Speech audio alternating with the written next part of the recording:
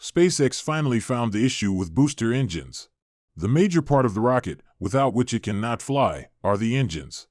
Yes, without these specially built booster or Raptor engines, the Starship also cannot fly. The main reason why the first flight of Starship exploded is the engine failures. Whoever watches our daily videos must be well introduced with this. Out of 33 Raptor engines, only 30 managed to start and give a thrust to the spacecraft, but soon, second after second, engines started to lose energy and ultimately shut down. Spacecraft was unable to separate from the booster and upper stage and thus exploded. The company, in this case, decided to find out the issues with the Raptor engines, and they found that they needed to upgrade the engines from hydraulic control to electric control for a better upward thrust along with other upgrades. Basically, Raptor engines are built by SpaceX for the SpaceX's Starship. The Super Heavy booster and the Starship spaceship are completely redesigned and are ready to enter the Earth's orbit and carry out various missions with their much powerful Raptor and Raptor vacuum engines. Starship was mainly designed to send SpaceX's Starlink satellites to the Earth's orbit and do Moon and Mars research, but now it features more with working for NASA's Artemis program as well. NASA has recently declared that they are waiting to see the next launch of the vehicle as the Raptor engine tests just blew their minds up. The Raptor rocket engine is notable for being the first of its kind to actually power a vehicle and the third rocket engine in history to utilize a full-flow staged combustion cycle. The Raptor engine utilizes subcooled liquid methane and subcooled liquid oxygen as propellants in a full-flow staged combustion cycle, which is a departure from the current Merlin engine's simpler open-cycle gas generator system and LOX or kerosene propellants. This new design offers increased efficiency by effectively utilizing all of the fuel without any wastage in powering its turbo pumps.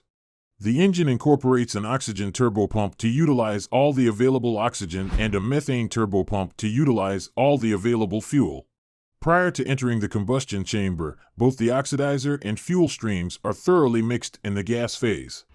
This approach optimizes the combustion process and allows for more efficient utilization of the propellants, ultimately enhancing the engine's overall performance. For the Raptor engines, whether during launch or in flight, engine ignition was accomplished using dual redundant spark plug lit torch igniters. This design eliminated the requirement for a separate igniter fluid, which was necessary for the Merlin engines. However, a modification was introduced for the Raptor 2 engines, where the traditional lit torches were replaced by a confidential ignition method. This new method is reputed to be less intricate, lighter in weight, more cost-effective, and enhanced in terms of reliability. While the torch igniters were discontinued for the main ignition, they are still employed in the oxygen and power heads of the engine. This advancement in the ignition system streamlines the engine startup process, reducing complexity and weight while improving affordability and dependability. The specific details of the secret ignition method remain undisclosed, as they are proprietary information.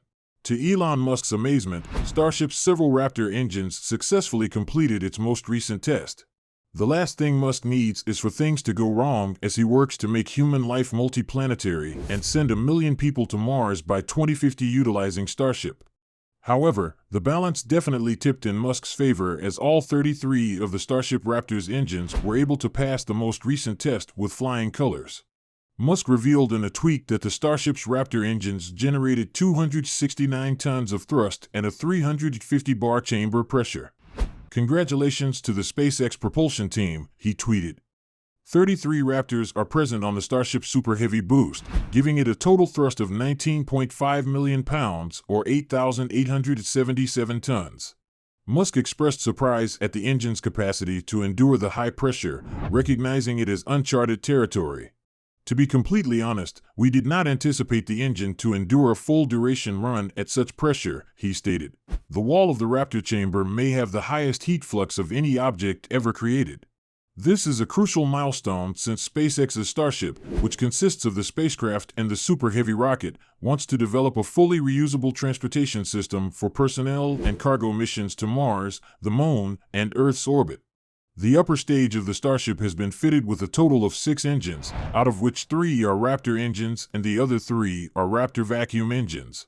As compared to its lower booster, The Super Heavy booster experiences a vast power of 33 Raptor engines in all. According to SpaceX, the Raptor engine, which is a reusable methane-oxygen staged combustion engine as mentioned before, has double the thrust of the Falcon 9 Merlin engine.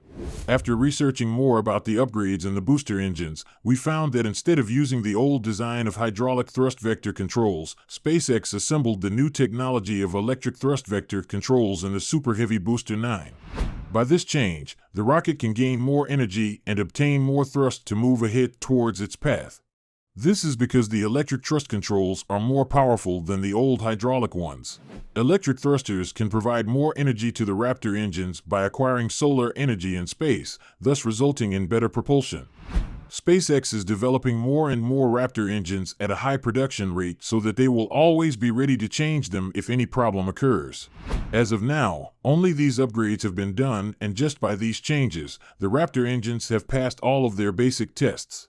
It's now only the time left for the rocket to fly up in the sky after the permission granted from the FAA.